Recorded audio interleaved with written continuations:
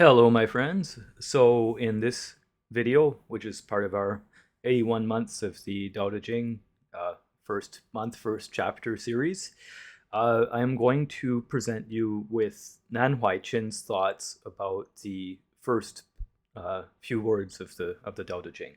Dao ke Dao, Fei Chang Dao. And we have discussed the Dao ke Dao in the most recent video, where I talked about my own misgivings about the possible meaning of the second word Tao. So normally we translate this as the Tao that can be spoken. It's not the constant Tao or not the eternal Tao.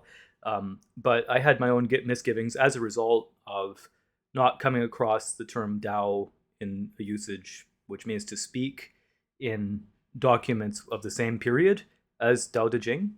And I presented a section of an article which was refutation of what the Buddhist scholar Nan Huai Qin said, which sort of speaks to the same misgivings that I had, which is that the second use of the word Tao might not mean to speak.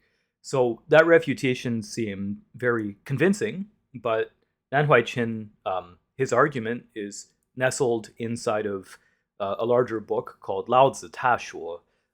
Lao Tzu, Lao Tzu spoke, right? And within that book, then he's presenting, a broader series of arguments about the Tao Te Ching. So I thought it would be useful to translate the first section where he deals with the Dao Ke Dao problem and present the whole thing to you, and then for us to be able to be more informed and to make a better decision about creating our own idea about what the meaning of that passage actually is. And having said that, I want to present one thing to you right before we get started, which is that there were many parts of this text which were difficult for me. So there were many idioms and also many references to historical books which were very, very hard for me to understand and to translate and to find interpretations for. And so while I did my level best to make it as accurate as possible, it is doubtless the case that there are a few inaccuracies here. But having said that, I think broadly that I have captured Nan Huai Qin's general idea. And so we can move forward with that, and at least I think be relatively assured that we can capture his general idea about what he thinks that the first passage of the Tao Te Ching may mean, as well as a sort of broader view of early Taoist thought like Lao Tzu. So let's read it together. It's a long one, so this video might take a while, but hopefully it's useful to you. Okay, so here we go. It says, the first chapter of the Tao Te Ching puts forward Lao Tzu's two important nouns of Dao and name. Okay, Dao and Ming. So I'm just going to interject here. The first, obviously, line of Tao Te Ching says, Dao ke Dao, Fei Chang Dao, Ming ke Ming, Fei Chang Ming.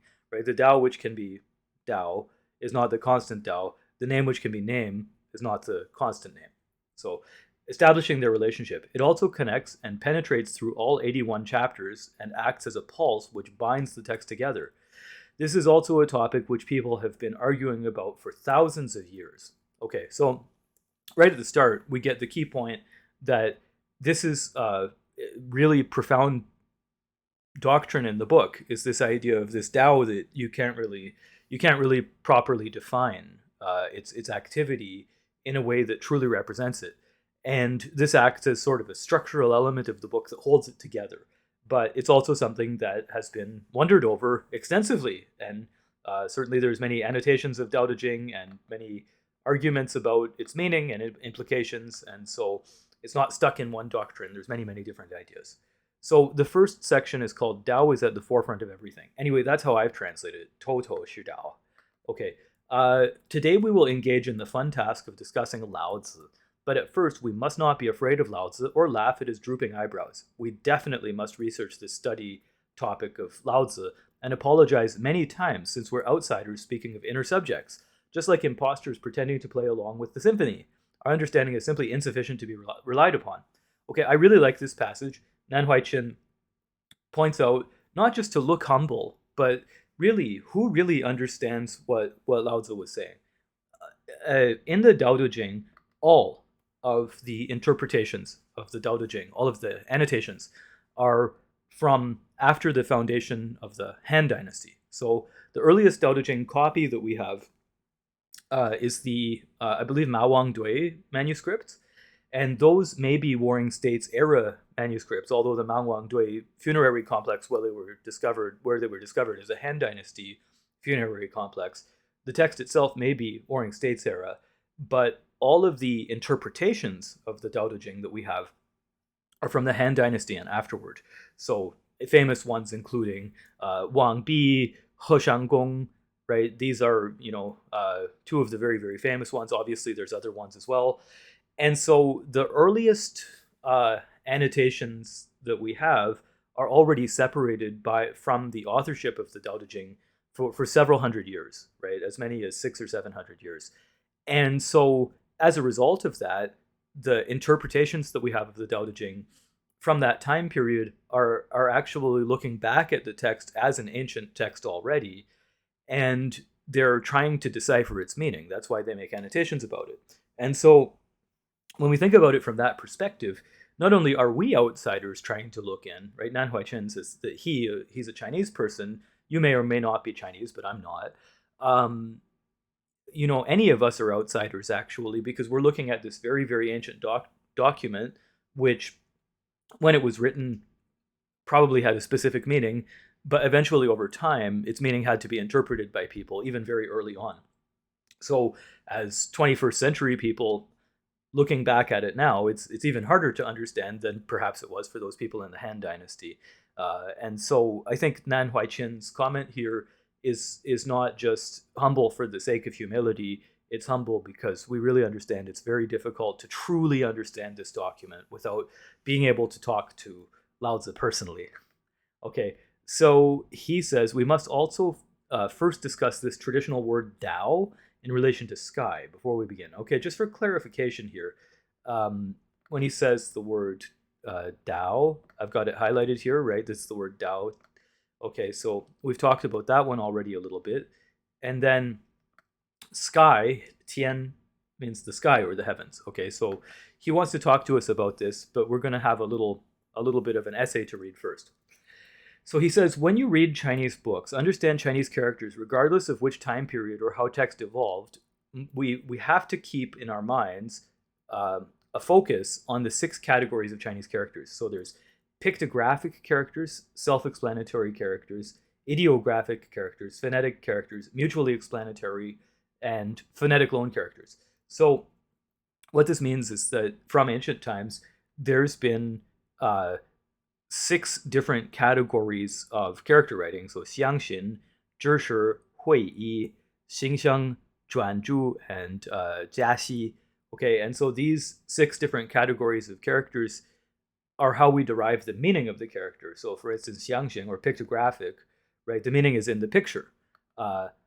Zhishi, right, which translates according to some sources as self-explanatory, right? It means it directs you toward understanding some activity. Huiyi, ideographic, right? I don't know. I need to look into this more myself too. Phonetic, right? So the sound tells you something about the meaning, or mutually explanatory. So you can have it in reference to something else. And then phonetic loan. Phonetic loan characters are really interesting because they could have a different meaning and they're used in place of another character for grammatical reasons. This is something you see in the first section of the Analects of Confucius, for instance. So Confucius, he says that when friends come from a distance to meet, isn't it a joy? In that passage, he replaces the term, let me see here. So, 学而时习之不亦乐乎, right? So to study and take time to review, isn't that a joy? Because in another passage after that, 有朋自远方来不亦乐乎, right? When friends come from far away, isn't it a joy? he doesn't want to use the term le, which means joy, twice. So he uses the term yue, which is written as in modern Chinese, it's pronounced shuo. It means to speak. So it looks like, if you were to read it from a modern perspective, it looks like he's saying, to study and constantly review, isn't this speak? It doesn't make any sense. But that word is used actually to imply the meaning of happiness, probably as its relation, because of a relationship with another similar looking character, or similar sounding character. So 不以约乎 is used so that he doesn't have to repeat the word le twice, right? So that's a phonetic loanword. And this becomes important later for the Dao De Jing, because if you're interested in meditation, because the Qing dynasty annotation, the Dao De Jing Chanwei, actually makes an argument that in the first chapter of Dao De Jing, which we're dealing with now, the word jiao, so you guys know the wu gu wu yui guan qi miao, right? Consider that without desire you can observe that which is subtle. You yu yi guan qi jiao, right? With desire you can observe the border. There's various arguments about the meaning of border, but in Huang Yuanji's annotation from the Qing dynasty, he actually says the term jiao is a phonetic loanword for another character, qiao, which means a portal, a portico. And he says that the reason why that's used is to infer that what you're trying to do is you establish desire in a positive sense to practice observing the portal through which the Dao activity happens in deep meditation. So this is phonetic loan idea is very, very important, even though it may seem like a subtle or small idea. Okay, so he says at least we have to have a little familiarity with the Shuo Wen etymology text. So Shuo Wen is a Han Dynasty etymology document. Shuo Wen Jie Zi. Shuo means to speak. Wen means like written form. Jie Jie means to like unbind or untie or explain. Zi means pictographic character. So Shuo Wen Jie Zi means explaining basically text and clarifying the meaning of characters. It's a text that shows you the structure of characters, and it has many characters that are used in like Dao De Jing and Zhuangzi and Confucius and any other old really ancient text, and it's used as an etymology source so that people could study ancient documents, because during the Han Dynasty, which is circa like 220 BC to like 200 something AD, I think. There's two different halves of the Han Dynasty, but let's not get too complicated. During that time, people had an immense interest in reading Warring States period literature because they wanted to understand what the thinking of that era was so that they could advance their own thinking. And so they were using texts like Shuo Wen Jie Zi. It's also got a Qing Dynasty annotation, which opens up the character meaning more. Now, Shuo Wen in modern times has come under criticism. It has a number of mistakes, etc., etc. But this is one of the places where interpreting Taoism or any old text becomes very difficult, because many of those people who were reading the old documents would have used Shuo Wen as a reference guide, which means that sometimes they build the mistakes into their own annotations of the Tao Te Ching. And that means that a lot of the time when you're dealing with Taoism, you have to understand that it's not a bulletproof perfect tradition. It's based on interpretation, reinterpretation, argumentation. It's just like any other school of thought, really, in that regard. So he says we should know that a little bit about that textbook, okay, to understand the basics of these 6 types of characters. In other words, that textbook is going to tell you how the characters are used in those ways. Okay, so in ancient writing, the characters Dao and Tian, or Dao and heaven, can be seen everywhere. But because of the simple nature of ancient text, one square of Chinese text can contain a whole worldview. Sometimes one character can be used according to different standards. For instance, phonetic loan and mutual explanatory, and have multiple implications. So what it's saying here is that depending on how a piece of text, like let's say 5 words or 10 words or 4 words or something, was written, then depending how you interpret the characters used in the text, according to those 6 particular modes of interpretation, they could end up having different meanings. And so it's sort of like in English, the which problem, right? Which is it? Is it which as in asking you the difference, or which of two things it is, or is it witch, like a witch who flies on a broom, right? So the same kind of problem exists in ancient Chinese, but even more so because one character, it's not just that it could be a verb or an adjective or have totally different meanings, it's that it could be one of any 6 total possible meanings. Not every character contains all 6 meanings, but plenty of them do. So this is it's an important consideration if you want to understand old documents. So he says it's not like foreign languages or modern English, which use many words to explain one idea. As a result, when people read ancient texts, it's difficult for them not to ponder excessively or to apply textual criticism. In the same way, if we use our modern language to clearly illustrate the meaning, it's fearful we may add the thought of our own generation to the text, which would be a regrettable situation. Actually, I would say it's virtually impossible not to add the thought of your own generation to the text. And I think that's one of the things which is interesting about Taoism as a tradition, is that people have looked at very ancient textbooks and they have gone back using their own rationale and their own values to make a commentary on the textbook, which transforms the meaning of the book over time. So from my perspective, I have a bit of a different opinion from Nan Huai Qin, which is that it is okay to use your rationale to read the Tao Te Ching because you're trying to use it to apply to your own life and your own present day society. Now, having said that, it would also be preferable if we could try to understand it according to its ancient meaning or meaning at different times in history, because that would enrich our ability to make an interpretation of it. And then our interpretations might become something deeper than opinion and actually based on some foundations, right? Not in terms of the knowledge base about what people who have thought about the Tao Te Ching have thought throughout history. So I agree and disagree with Nan Huai Qin at the same time about this.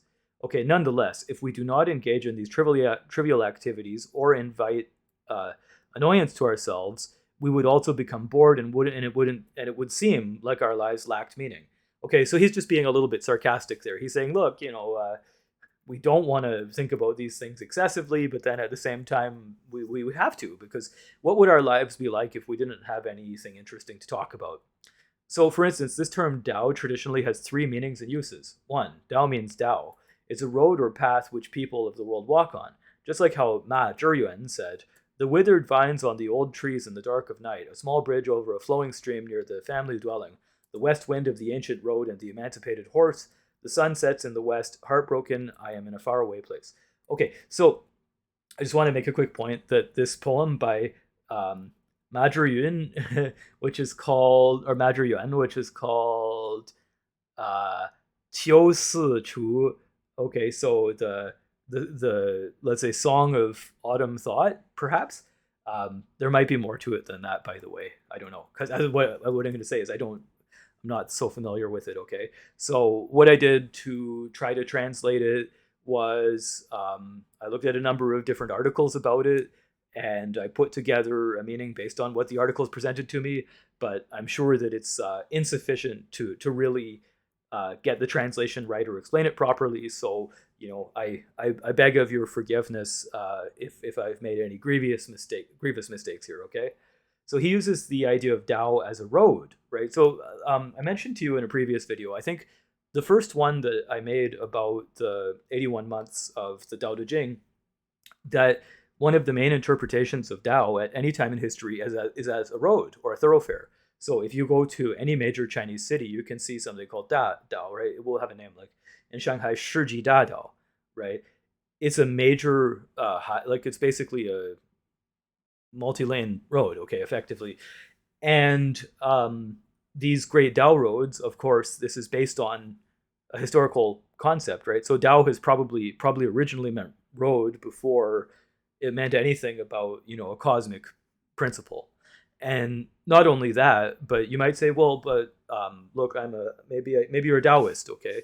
And you say, look, but there's a sun and a moon, and there's the movement of one thing, from one thing to another, one place to another, and there's the spontaneous and the number one, etc. So of course it must have historically been also about exactly the same thing. But the word Dao, the character Dao, has undergone many changes throughout its history, right? If you look at different periods of Chinese history, it's been written differently throughout many different periods. And so when you make that kind of interpretation of Tao, the one that you're looking at today is not exactly the same as the one that was used in the Warring States period when, Lao Tzu purportedly wrote the Tao Te Ching. And it's certainly not the same one as came from, like the bronze inscription text, for instance, right? So it's important to recognize that, right? These characters change over time and they don't always have exactly the same meaning. Okay, so we'll keep going. He says, this western wind on the ancient road and the emancipated horse uses the idea of a Dao road.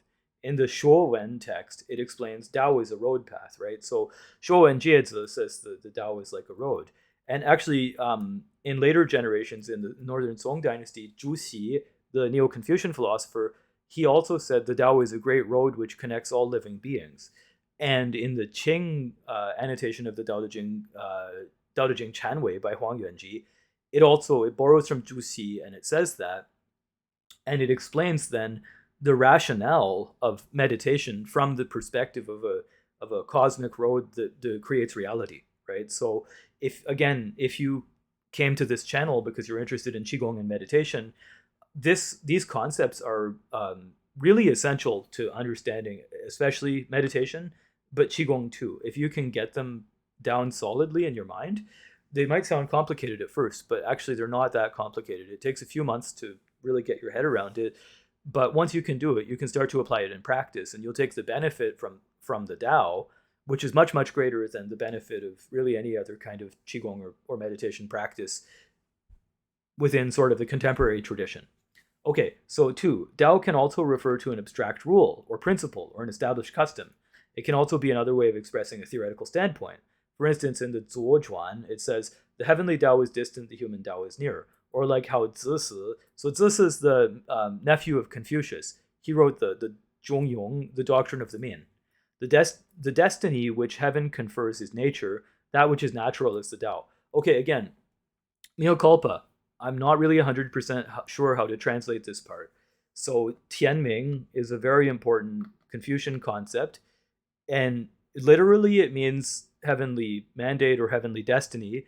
But another thing that it means is that which is passed down as an inheritance to people, which comes as a result of their destiny. Okay, so the heavens have a certain plan for you.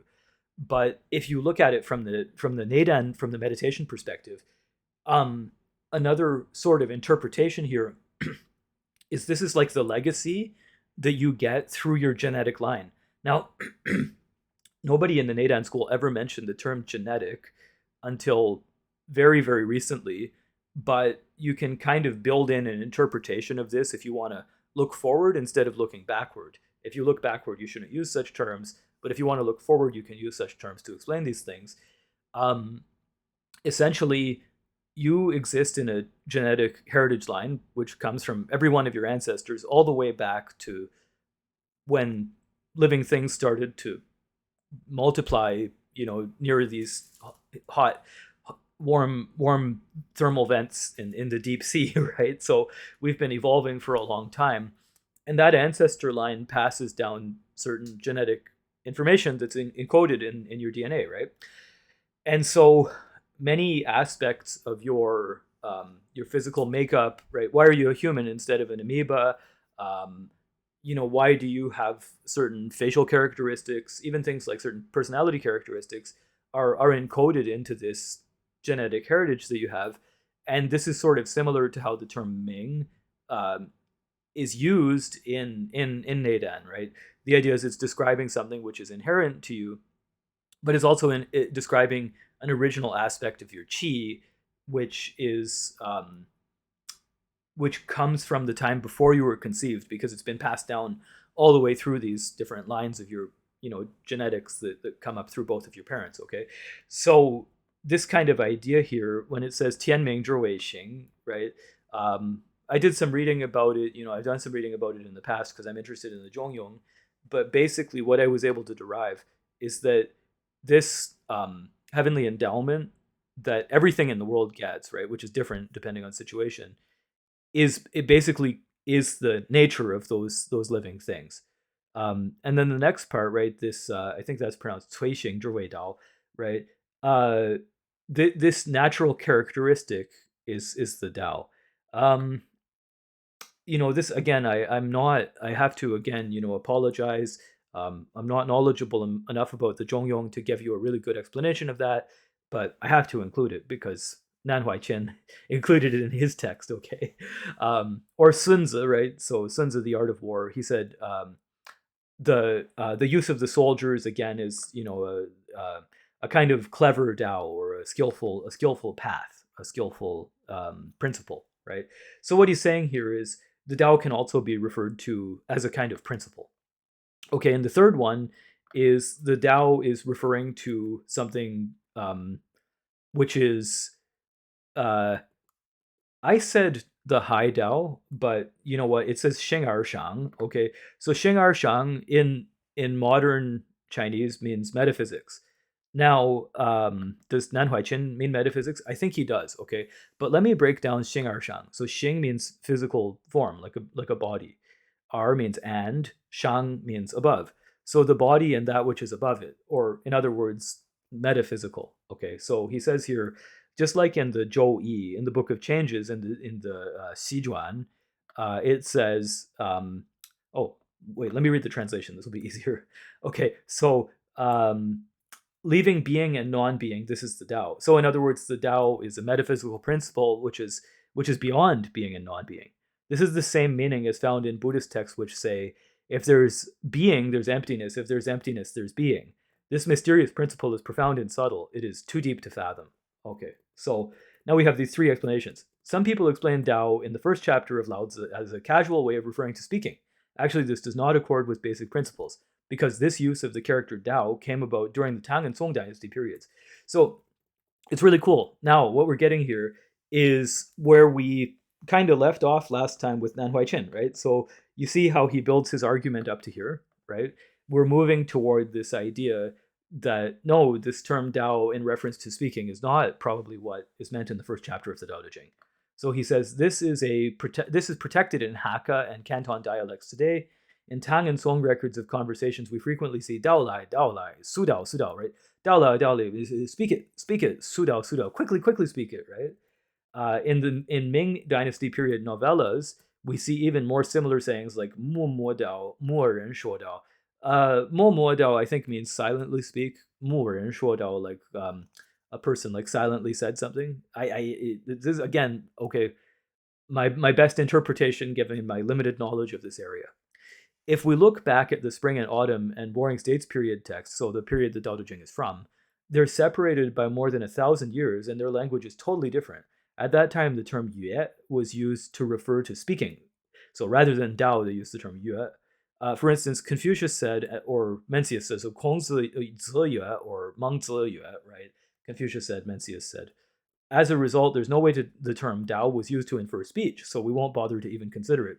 Now, if you saw the last video, you know that this has been refuted, at least partially, by the author of the article we looked at last time. It is difficult for me to say whether with whom I agree, okay, because again, this requires a lot of work to understand the whole situation. So I prefer to treat what Nan Huai Qin is saying as interesting and what the person who refutes them is saying as interesting, but not make a final decision yet. So having spoken up to this point, now let's look at the term tian used in the ancient text. Ancient books use the character tian to refer to five phenomena. So tian means heaven, okay, or the sky. Number one, the body of the heavens in astronomy, such as in the Qian trigram of the Zhou Yi Qian. I don't think, does it really say Gua? Let me see here. Gua. I just added an extra letter. Okay, so Zhou Yi Qian hexagram explanation, which says the heavens build in their movement. Okay, so I'm not going to bother to talk about the Book of Changes right now. That would be too much. Two, referring to things of religious significance. The belief in the commander of the heavens, such as in the Zuozhuan, which says the ruler of the heavens has no pity. Okay. Number three, the actual nature of the heavens, such as the azure sky, right? Cangtian, in the classic of poetry. The heavens of human emotions, such as the Tai Oath and Mencius. So here they're talking about an oath that like a king was, or a leader was said to have taken in Mencius. The heavens can see with the same eyes as the people. The heavens can hear with the same ears as the people. Okay, so incidentally, you can look this up. This has some relevance to present day thought in Chinese leadership, but I'll leave that there. Number 5, the metaphysical heavens, such as in the Zhongyong. So heavenly destiny is nature. Again, I apologize for what may be an inaccurate translation there. First, we have to understand these uses of the word. Then we can look at how the word Tao is used in relation to heaven, especially when they're used in the same passage. Sometimes they're used as a verb or an adjective, and sometimes they're used as a noun. So we must not be unclear about this. Okay, so what he's saying is, look, Tao and Tian can both be used in multiple different contexts. So supposing we question what the second Tao is in the first chapter of Lao Tzu, then what kind of interpretation is best to use? I can only say we could only know for sure if we actually knew Lao Tzu and could ask him. So this is his argument, basically. He's saying, actually, it's relatively unlikely that Dao means to speak in this particular context. And instead, it probably means something else. But it's impossible to know because we can't ask Lao Tzu, and we can't ask anybody else from the same period who actually knew him. And the earliest annotations that we have of the document exist hundreds of years after its original authors already died.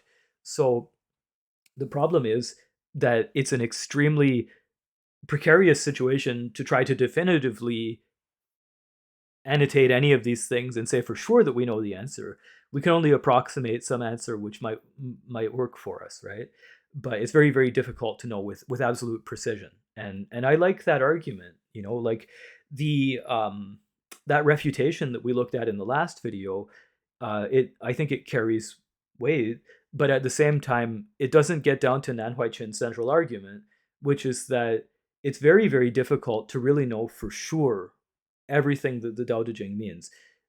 It was probably better to read the text with an inquisitive sense and a questioning sense rather than knowing it for 100%. And the reason for that is because this is what actually sort of serves as the engine that gives meaning to the text and allows us to help find meaning in ourselves, right? It's that inquisitive nature of not knowing exactly what the text says and having to sort of think about it in a broad way, right? So that's and just in a purely experiential perspective. Okay, when I have lived in East Asia, well, in the Chinese speaking world, when I talk to people who like the Tao Te Ching, typically what they say is the meaning of the text changes for you over time as you read it, as you age. And I think that's a wonderful, wonderful way to explain it. Okay, so having said that, all of our knowledge comes from someone else speaking of Lao Tzu, or ourselves speaking of Lao Tzu. So for the time being, let's just leave it here and not make it a matter of opinion. If we can just connect to the general principle, it would be enough, and we don't have to stubbornly hold on to our opinions. Otherwise, we would never get any rest. You absolutely must not forget that Lao Tzu said the Tao is always without action, the Tao is always without nature, and the Tao is always spontaneously expressing itself. So I think this is wonderful. What he's saying basically is, whatever you and I believe to be the case about the definitive meaning of the text, it's probably worth considering what Lao Tzu actually says, which is remove yourself from the equation and be like the Tao, right? There's some things you can't know. Hey, what if it were the case, let's just be purely speculative here, okay? What if it were the case that the authors of the Tao Te Ching actually intentionally used the second Tao, Tao Ke Tao, as a way to throw people off at the very start of the text? We're going to put this word in here and not be clear about what it means, and then you're going to have to wonder about it.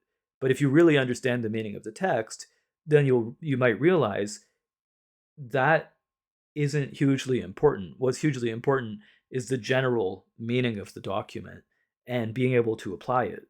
And so the small specifics of it, like what does this one word Dao mean in this very particular space inside of 6 characters of text, if you can stop worrying about that, while maybe still being interested in it, then you might get a better end result from reading the document.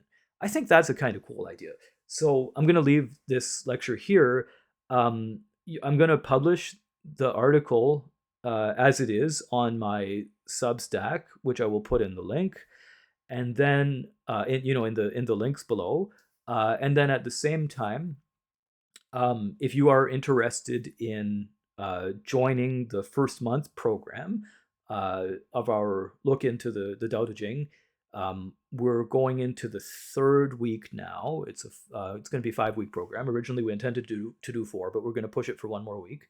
We're looking at the document from the perspective of reading the first chapter, a little bit of etymology, reading the Wang Bi annotation, the Gong annotation, the Huang Yuanji annotation, and then reading some modern sources about it, as well as discussing the role of the Tao Te Ching in meditation practice.